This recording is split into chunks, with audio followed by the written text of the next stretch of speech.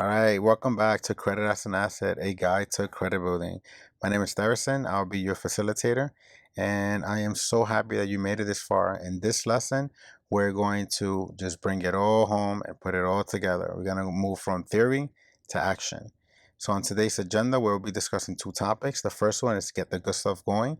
So we're going to review different credit building products that you can use to impact your score or start on your credit building journey. And second, we're going to be discussing dealing with debt, but in the context of credit building. Let's dive right into using credit building products to build a strong credit profile.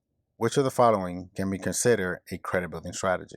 You could pause the video if you want to take a second to think about it and answer the question, but I'm going to give you the answer now. And the answer is F, none of the above. So let's go through each of these answers. Let's start with A, using a prepaid debit card. Prepaid debit cards do not report to your credit report, to the credit bureaus. So that is never going to be a credit building strategy. B, regular contribution to a savings account. I mean, this is good. You should be regularly contributing to your savings account, but unfortunately, they do not report to your credit report. So this is not the answer. C, keeping a credit card account open with a zero balance. Now, this is good. I mean, I love the answer C, keeping a credit card open with a zero balance to be used in emergencies only. But if you are not actively using this credit card, it's not a credit building strategy. Remember that for credit building strategy, as we learned in our previous lesson, there has to be activity within the last 6 months on your credit card in order for it to be considered active for credit building. D, entering into a payment plan on a collection account. Now, if you've been taking my course, you should know that making payments to a collection account is never a credit building strategy. It's good that you're bringing down your debt, but in it of itself is not a credit building strategy. And obviously, E, all of the above, that's not the answer. So the answer for this one is F, none of the above. There are many ways to build credit. You have secured credit cards, you have credit building loans, rev reporting. You could become an authorized user on someone's account. There's social loans, personal loans, and we're going to discuss a few of these right now. So let's start with a credit building loan. So credit building loan, there are a lot of fintech companies that offer credit building loan, and your local credit union also offers credit building. Well, let me say most credit unions do offer a credit building loan, but you won't find credit building loan with the big banks like Chase, Bank of America. So if you do want to get a credit building loan, you will have to either get it through a fintech company or at your local credit union if they offer it. So one of my favorite credit building loans are through a company called Self, formerly called Self Lender, and you could apply right from your smartphone. And they do have a fee. I believe their administrative fee is $9. And their credit building loan ranges from 12 to 24 months. And you could pay as little as $25 to $150 a month. And they do report to all three credit bureaus. So this is a really good product if you need to add a loan to your credit profile. Let's say if you already have a credit card and you're actively using it and all you need is a loan, then this is a great product to add to your credit profile. Now let's move on to secure credit cards. So secure credit cards, it's a little different because you have to leave a deposit with the bank that's issuing you the secure credit card, and that deposit would be your credit limit. So let's say, for example, you leave a deposit of $500, then your credit limit will be $500.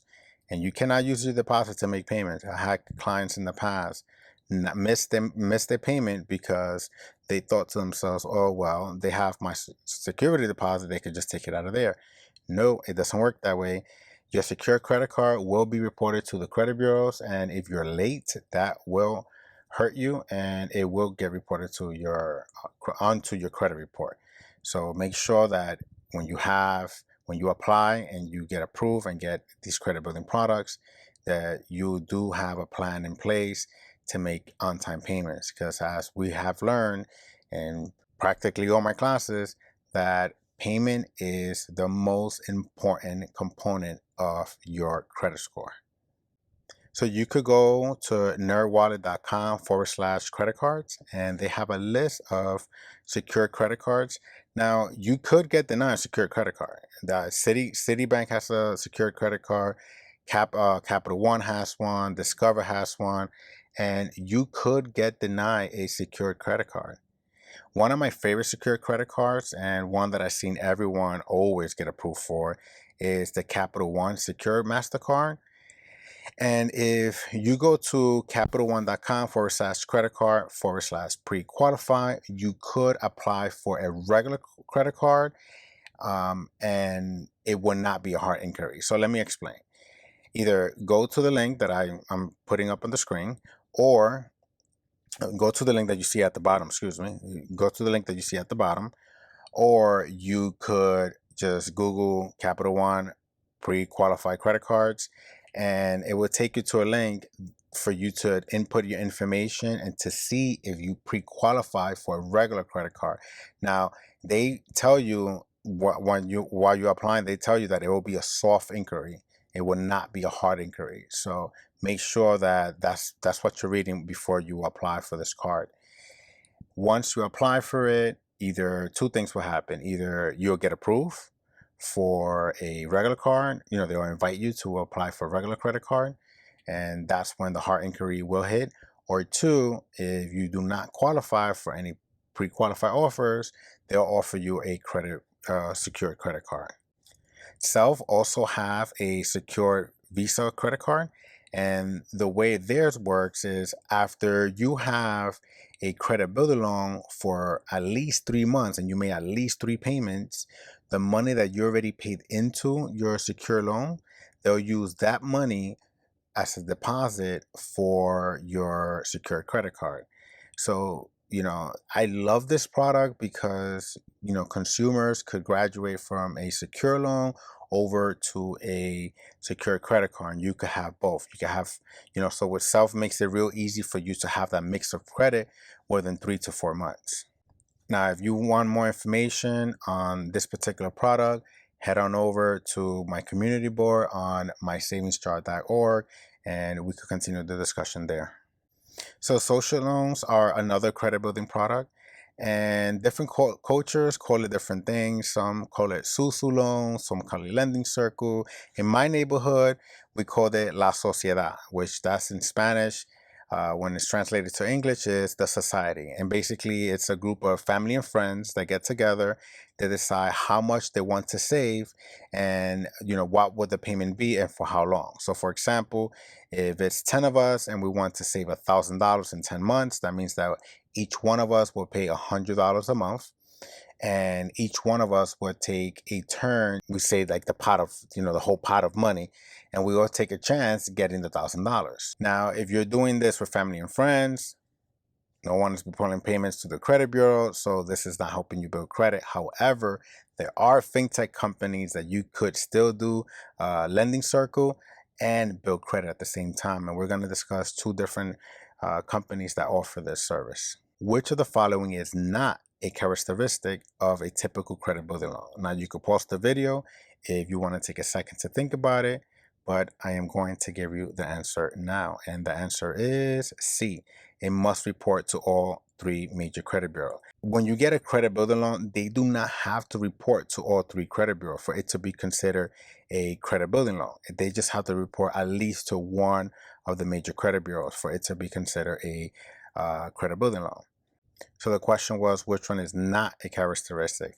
So obviously it's not. A is not the right answer, because the repayment terms on a credit building loan, it is typically from 6 to 24 months, depending on where you're getting your credit building loan from. For example, Self, they only offer 12 and 24 months credit building loan, and I've seen some credit unions that do offer 6 months to 24 months credit building loan. The answer is not B, because the primary purpose of a credit building loan is exactly to help you, the borrower, to build credit. That's the whole purpose of a credit building loan.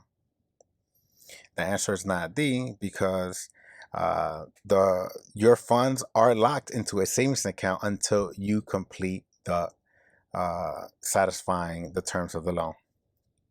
And obviously it's not A, none of the above. So the answer for this one is C. So if you pick that, good job. So the first social loan or lending circle that I want to talk about is isususavings.org.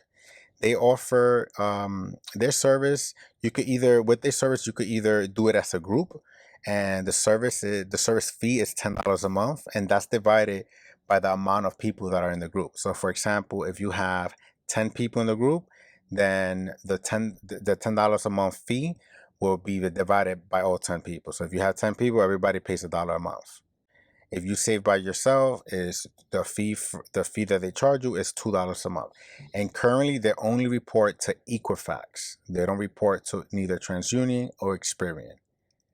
But if you are in the process of saving for, something in particular, I would encourage you to at least consider signing up for a fintech company like this that at least are going to report your payments to at least one of the credit bureaus.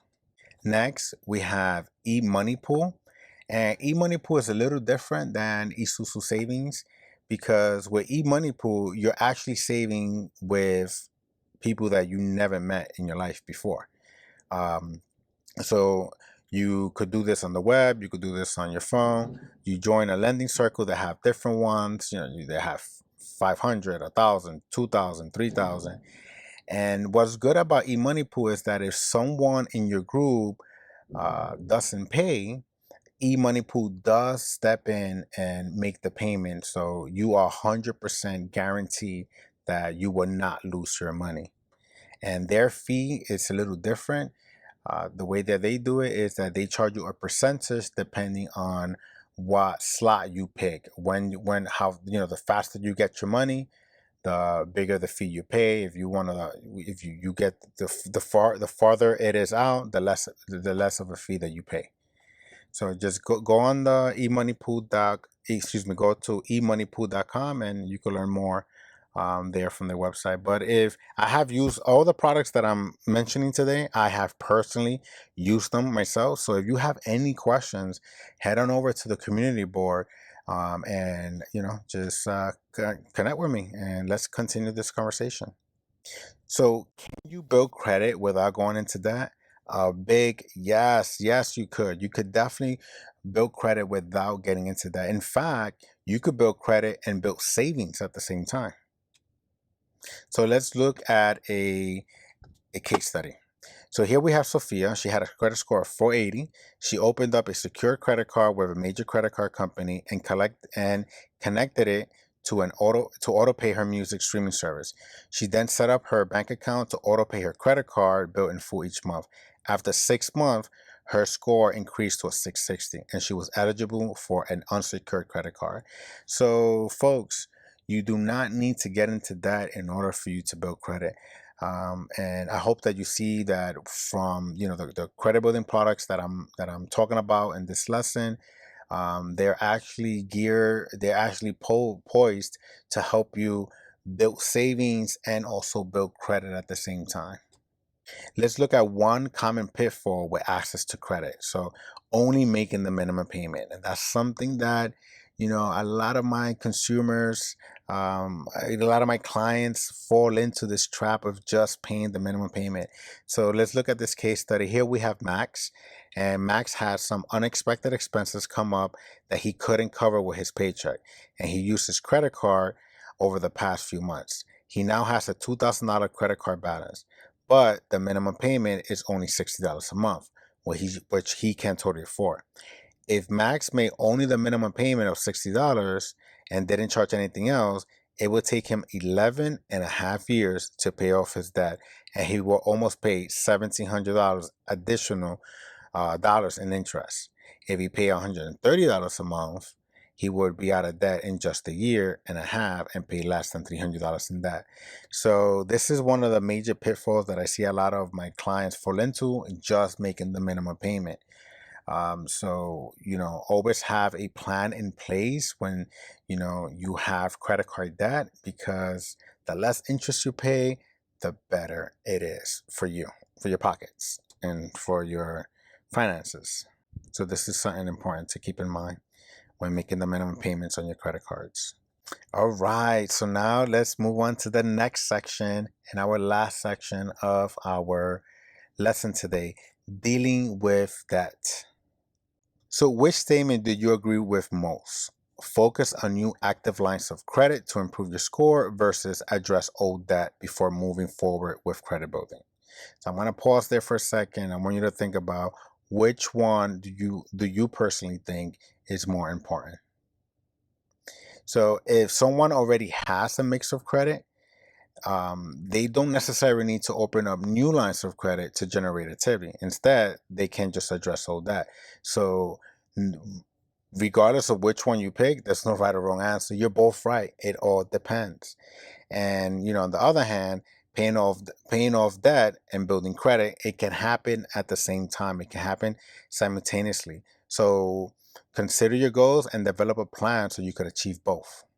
While this training is not about managing debt specifically, we do know that it's a critical piece of the puzzle and that credit building can actually help with debt reduction and debt elimination. While managing active debt, we can definitely improve a score. It's not a credit building strategy in and of itself. First, you have to have something to manage. And second, there has to be ongoing payments to sustain credit building. However, when managing debt, there are a few key things to consider both from a debt management and a credit building perspective. It's important to consider how decisions regarding outstanding debt might affect your future credit building goals. There are many ways that we can consider debt management strategy from a credit building perspective by addressing the easy fixes, the low hanging fruit, making strategic decisions about how to prioritize that, and consider the effects that it will have on your credit based on your based on your debt management decision, and carefully managing the competing priority between financial stability and your credit building goals. So let's review each of these in the next few slides. Addressing the low-hanging fruit is often a good approach to addressing debt issue while working in concert with your credit building goals. First and foremost, always address any errors that appear on your credit report. This is important from an identity protection standpoint, as well as making sure that inaccurate information is not affecting your credit negatively. According to the CFPB, 20% of credit reports contain errors, and 5% of those reports contain errors that actually impact the score. Next, getting delinquent account current is a great way to turn potentially negative debt into healthy active debt. While the late payment will continue to affect your score once the account is brought up current, the negative effect will diminish over time as you continue to make payments, and you're on time with your payments. And the older the late payment is, the less effect it'll have on your score. And finally, debts that can be paid down but kept active can help to reduce your credit utilization rate and benefit your credit score in a positive way. When you have a lot of outstanding debt, the guarantor account and limited resource, I know that it could be difficult to make decisions about which debt should you prioritize, especially when debt collectors are just, putting the pressure on with phone calls and collection notices. But let's take a step back and think about how to set your priorities with your financial stability and credit building goals at the forefront. So some factors to consider may include prioritizing accounts that have the potential to become current, or at a minimum, preventing active delinquent accounts from becoming from being turned over to a collection agency or becoming a civil judgment, and ultimately a wage garnishment. So we want to prioritize those accounts first that have the potential to cause more harm to our financial stability. And next, consider the original date of first delinquency. And we spoke about this in the last lesson. So if you didn't go to my last lesson, pause the video right now and go back to lesson number 4, because we spoke about the date of first delinquency and we took a deep dive basically for the date of first delinquency. So consider the original date of first delinquency, which is the date that account first became 30 days past due. For the guarantor's account, as it will inform you when the item is going to fall off your credit report. So those are the accounts that are about to fall off and are old. Those are the accounts that we do not want to prioritize. We'll put those at the very end. Credit building and debt management do not always go hand in hand. If there are other debts at play, you should be cautious in pursuing new credit building opportunities. So don't open up new accounts if you know that you could bring older accounts current instead. Also, do not close older open revolving accounts if possible, because we know, as we learned in our previous lesson, that could hurt your length of credit history and your debt to credit ratio if that's an open credit card. And lastly, do not ignore collection just to focus on credit building. We want to have a pristine credit, so we want to make sure that we are addressing the collection, the charge of accounts, and any other negative information that you might have on your credit report, in addition to credit building. They could both happen simultaneously, but we cannot ignore the collections that are already reported on our credit report. So here this chart shows you when does information fall off your credit report. Accounts in good standing, they stay there indefinitely as long as they're opened. Closed accounts in good standings, they fall off 10 years from the date that it was closed. Late or missed payments get removed 7 years from the date of first delinquency. Charge off and collection, same thing, 7 years from the date of first delinquency. And bankruptcy, if it's chapter 7, it's 10 years, and if it's chapter 13, it's 7 years from the date it was reported. Foreclosure stays on your credit report for 7 years, and inquiry, as we learned in our previous classes, hard inquiries, stay on your credit report for 2 years. So let's explore how one of the most common approaches, the debt avalanche, the debt avalanche is paying the debt with the highest interest rate first. How this works: 1, determine how much money you can afford to pay towards your debts first. Then you want to create a chart which lists all your debts and the terms of each debt. So you could use an online calculator such as Undebted or Vertex 42, which calculates a plan for you. My favorite is Undebted. I think it's free, and it just lays out your debt management plan to the T. It'll show you exactly when you'll be out of debt, and you could play around with the numbers.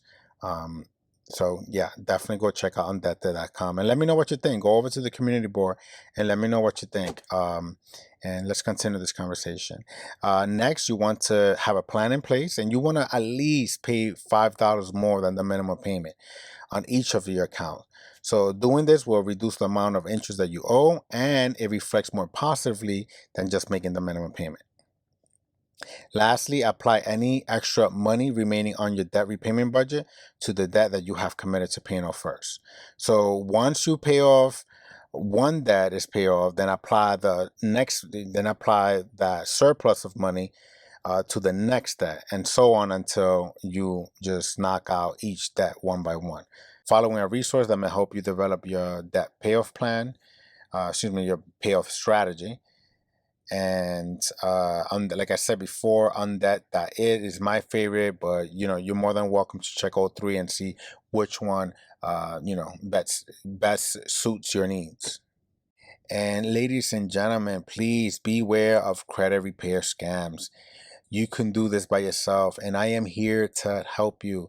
If you need my help, if you need advice, if you need a one-on-one, so we can do an audit of your report, head on over to the community board and connect with me, and I'll connect you to the resources that you need so you could start repairing your credit and getting on your credit building journey.